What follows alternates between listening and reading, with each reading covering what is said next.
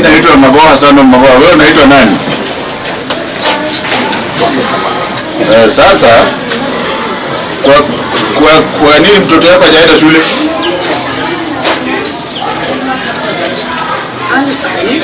School zimekulemea na unalala naye, unataka kufanya naye nini huko? Unakaa wapi? Unakaa wapi? Darajani. Kwa sababu know where this man stays. Unajua pani iko? No, I know darajani. Hebu ongea na yeye. We want to go there now quickly. Hello mzazi. Professor Magoha. Haya, simama hapo, tunakuja. Tunataka kuona mtoto. Let me know. Umeelewa vizuri? Umeelewa vizuri? Fanya haraka, tunakuja hapo. This is what I want to all of you. I don't have to come here and do it. Hata wewe songa hapa mbele. Unajua sasa umekaa huko nyuma as one people. If there are 300 children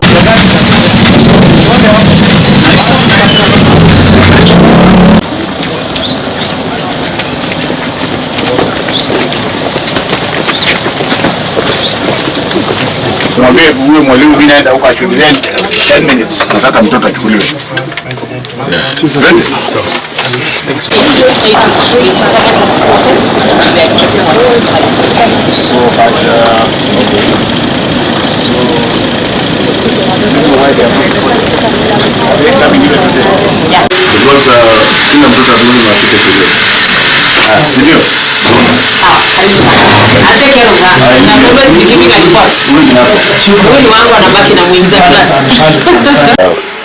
Children who have not reported to school, as we are now, we are just about 50%, and we are wondering why most of the children are not reported to school.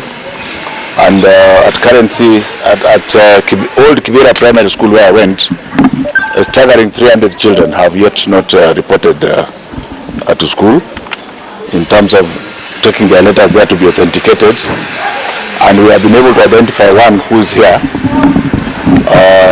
We have made a firm decision to bring this child to Currency Primary School, where she's going to enjoy boarding facilities.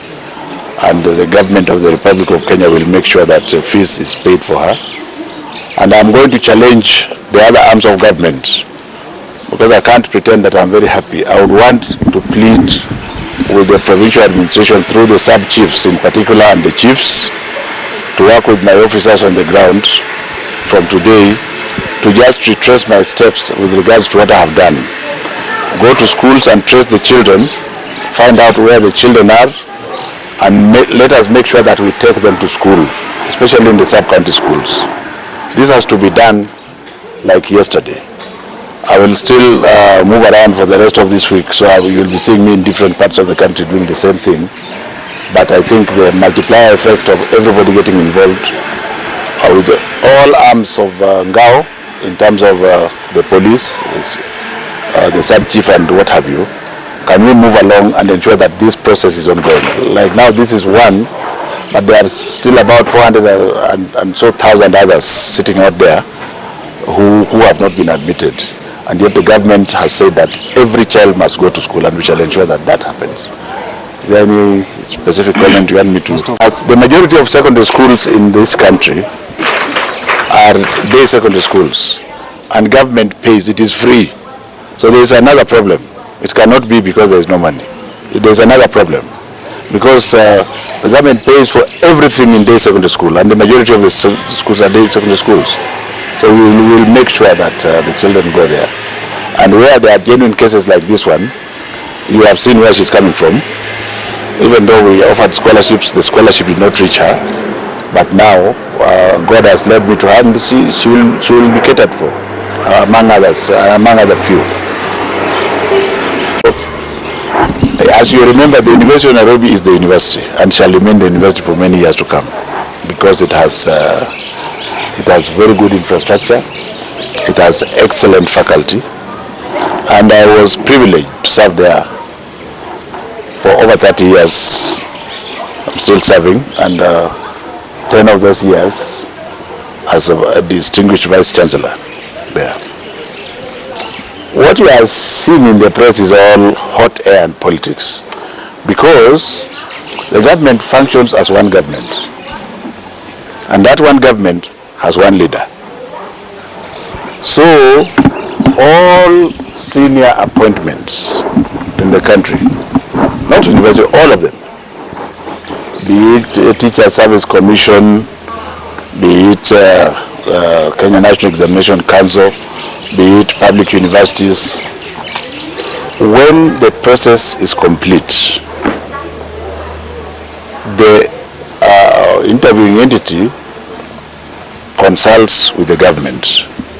It is not an information process, it is consultation.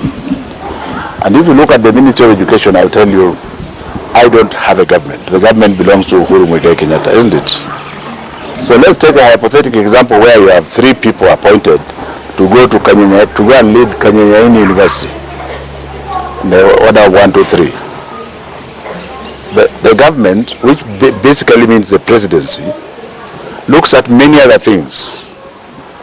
And the president is not bound by my recommendation, is also not bound by the recommendation of the council or any other entity that is appointing. Are we together here? You also cannot expect the president, you can't order him to say, well, Your Excellency, tomorrow there will be a vacancy. You have seen the one of the Auditor General. It's the best example. And he will tell you, no, he's not ready.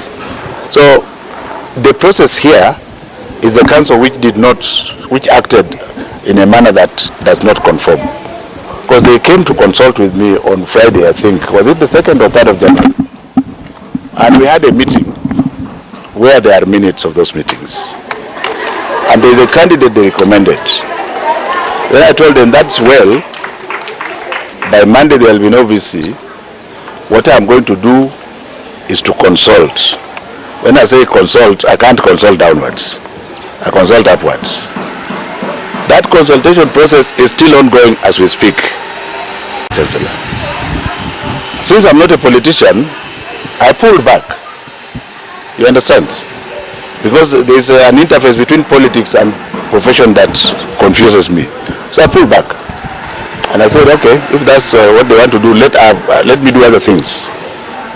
But when I went to Mombasa the other day, the owner of the process definitely asked me about it.